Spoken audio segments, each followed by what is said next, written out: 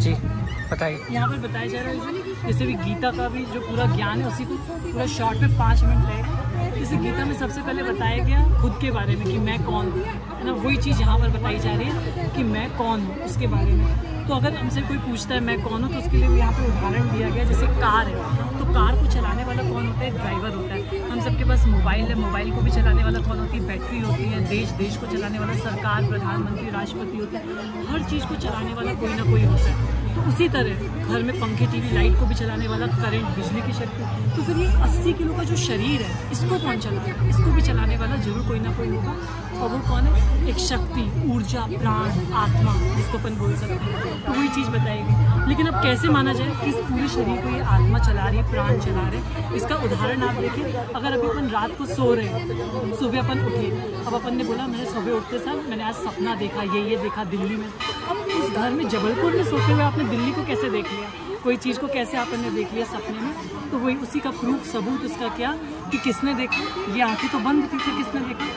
आत्मा ने। और आत्मा में भी किसने देखा? मन ने, बुद्धि ने देखा। मन में क्या होता है? फिर वो विचार है। तो वही चीज़ यहाँ पर बताई जा रही है कि आत्मा क्या करती है? आत्मा में मन बुद्धि के द्वारा आत्मा देखती है। मतलब ये दिखती नहीं है, इन आँखों से नहीं दिखती है, लेकिन इन आँखों से नहीं दिखती। जैसे करंट, बिजली हमें दिखती नहीं महसूस होती है, ऐसी आत्मा भी दिखती नहीं महसूस होती है। यहाँ खड़े खड़े अपन अपने घर को देख सकते हैं, स्टेशन को देख सकते हैं, किसी भी चीज़ को मैं बोलूँगा फल को भी आप देख सकते हो। कैसे दिख रहा है? आत्मा, मन बुद्धि देख रही है। नहीं तो अगर इस आँख से दिख रहा होता है, यहाँ सबको दिखता। तो वही चीज़ फिर आगे यहाँ पे बताएगी। इसका रूप क्या है? ज्योति बिंदु। परमात्मा भी रूप में क्या है? ज्योति बिंदु। जिस तरह शरीर का पिता शरीर की तरह होता है और जानवर का माता पिता जानवर की तरह, तो आत्मा का माता पिता आत्मा की तरह। और आत्मा क्या है? ज्योति बिंदु। तो परमात्मा भी क्या रूप में? ज्योति बिंदु। लेकिन उसको परम आत्मा फिर क्यों बोल दिया? परम यानी सबसे ऊंचा, सुप्रीम। उसको क्यों बोला? कुछ उसकी क्वालिटीज, कुछ बातें। पहली बात तो वो जन्म मरण के चक्र में नहीं आता। दूसरा, वो गुणों का सागर है, गुणों में सिंधु है। वो किस चीज़ का? सुख, शांति, प्रेम, आनंद, सबका सागर है। इसीलिए कभी भी कष्ट आता है तो भगवान को ही याद किया जाता है उन सब चीज़ों के कारण। तो वही चीज़ यहाँ पर बताई जा रही है कि परमात्मा क्या है? रूप में ज्योति बिंदु, लेकिन गुणों में वो सिंधु। आत्मा का पिता आत्मा की तरह। आत्मा भी अमर है, परमात्मा भी अमर। फिर यहाँ बताया जा रहा है, इसको अगर अपन देखें तो यहाँ पर बताया जा रहा है घर के बारे में। तो जहाँ भी अपन ये खड़े हैं, ये कौन सी दुनिया के बारे में? ये कौन सी दुनिया है? 5 तत्वों की दुनिया। और 5 तत्व कौन कौन से होते हैं? जल, अग्नि, वायु, आकाश, पृथ्वी। और आकाश ये दिख भी रहा है क्योंकि सूरज है यहाँ पे, आसमान, चांद, तारे। इसके भी पार जहाँ सूरज की रोशनी भी नहीं पहुँच सकती, दूसरी दुनिया, उसको बोला जाता है परम धाम। परम धाम, परम सबसे ऊंचा, ब्रह्मलोक। ब्रह्मलोक भी बोल सकते हैं, परम धाम, शांति धाम, मुक्ति धाम। क्योंकि जब इंसान क्या हो जाता है, जब परेशान हो जाता है, क्या बोलता है? हे भगवान मेरे को ऊपर उठा लो, मेरे को मुक्ति मिल जाए। उसको परम धाम क्यों बोले? क्योंकि वहाँ परम आत्मा, सबसे ऊंची आत्मा वहाँ पर रहती है और उसकी संतान हम सब आत्माएं वहीं रहती हैं। इसीलिए वही चीज़ यहाँ पे बताएगी। और यहीं से फिर क्या होता है? आत्माएं नीचे आती हैं और नीचे आके क्या? माँ के गर्भ में जाती है। वहीं से फिर क्या होता है? बच्चा होता है। इसीलिए जब कष्ट आता है तो फिर मुंह कहाँ जाता है? ऊपर की तरफ, क्योंकि दर्द किसको हो रहा है? आत्मा को। तो आत्मा का घर कहाँ है? ऊपर है। तो वो ऊपर वाली जगह याद आएगी। जैसे शरीर को दर्द होता है तो शरीर को अपना घर याद आता है। फिर यहाँ बताया जा रहा है कि एक तरफ कोई कहता है कि राम है भगवान, फिर कोई कहता है कृष्ण है भगवान, कोई कहता है हनुमान है, कोई कहता है ब्रह्मा, कोई विष्णु, कोई शंकर, कोई दुर्गा, लक्ष्मी, सरस्वती। ये इतने सारे भगवान कैसे होंगे? ये बात गलत हो जाएगी। क्यों गलत हो जाएगी? क्योंकि एक तरफ जो हम सब कहते हैं, क्या शिरडी में साईं बाबा का स्लोगन बहुत अच्छा जो सुना हुआ है, सबका मालिक एक। फिर आज से हम बोले सबका मालिक 20 या 25, क्योंकि इतने सारे भगवान, पहली बात इतने सारे भगवान नहीं हो सकते। दूसरा, अगर देखा जाए, अगर इतने सारे भगवान होते, जैसे एक घर में 4 लड़का है तो क्या बोला जाएगा? 4 लड़का नहीं, 4 लड़के।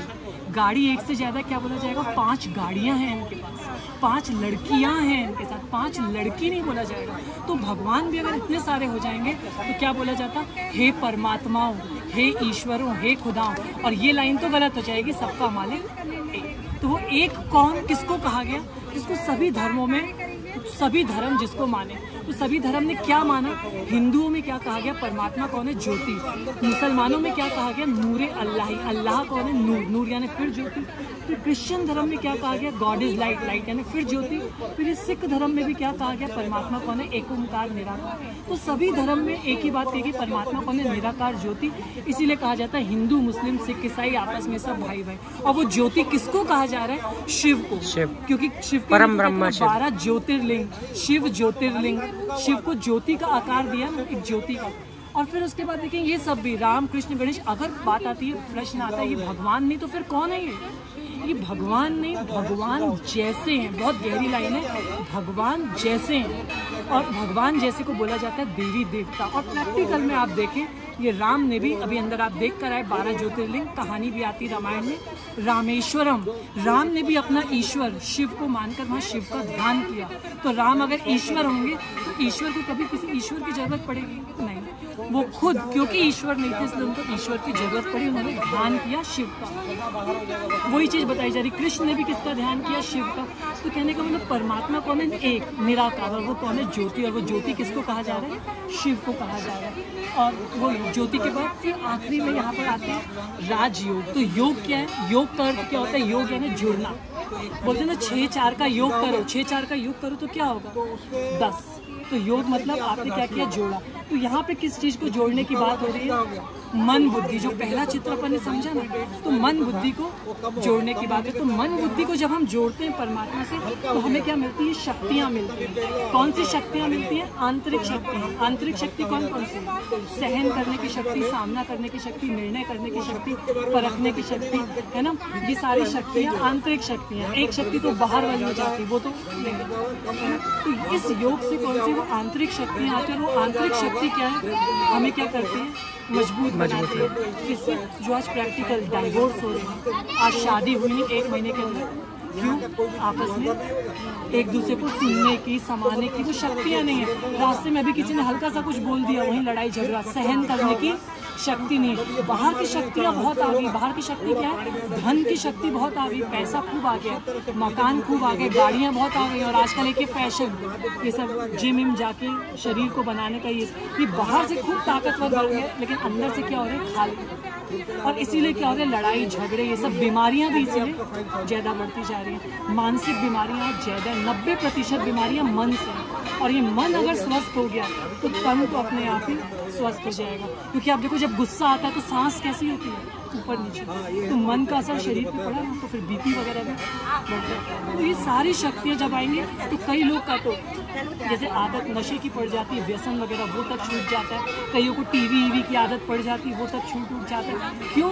क्योंकि चाहता कोई नहीं। सब कहते हैं मैं गुस्सा नहीं करना चाहता, फिर क्या करें? इसने मेरा दिमाग खराब कर दिया। कोई किसी का दिमाग खराब नहीं कर सकता। तो वो क्यों?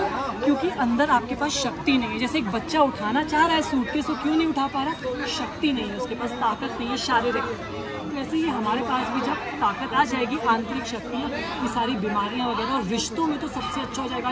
पहले 20-20 लोग का परिवार हुआ करता था और आज आपस में वो शक्तियाँ नहीं है ना, वो सच्चा प्यार नहीं है। तो ये मेडिटेशन से सारी चीज़ें आती हैं। तो इसको अच्छे से समझने के लिए अभी जल्दी में मैंने आपको बताया, अपना यहाँ पे सेवा केंद्र है घड़ी चौक के पास। तो ब्रह्मा कुमारीज ईश्वरी विश्वविद्यालय, वहाँ पर आप आइए। वहाँ बैठ के अपन आराम से समझेंगे, आधा पौना घंटा, पूरा निःशुल्क, फ्री ऑफ कॉस्ट। सुबह 7 बजे से लेकर 12 बजे तक, या फिर शाम को 5 बजे से लेकर 8, साढ़े 8 बजे तक। कभी भी आधा पौना घंटा निकालना है सुबह।